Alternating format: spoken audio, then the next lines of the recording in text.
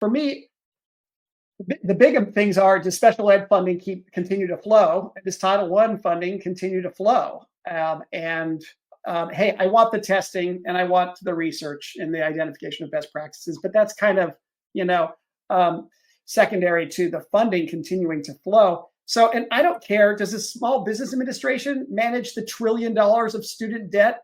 You know, uh, I don't have strong feelings about that. I obviously want there to be a continued investment in low income kids. I thought it was interesting that McMahon was clear, hey, cut everything else, but I want to keep having the Title I money.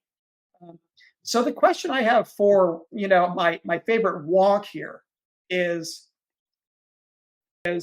hey, keep the money flowing, get the feds out, let the states do what they want to do. But all the regulations for Title I through IX funds, they're all still there.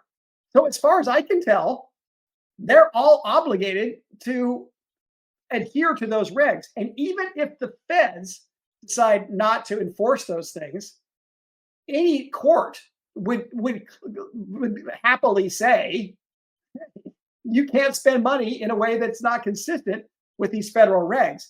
I'm afraid that they're going to have so little capacity within the department that all of these regs are going to essentially stay in place. And the idea of deregulation is going to turn out to be a fantasy in the end. But you're the walk. So tell me, where am I wrong here? Yeah, I mean, a couple of things. One, I do think I get the same thing. I get people who are like, you're not freaked out enough. And like, I think that you have to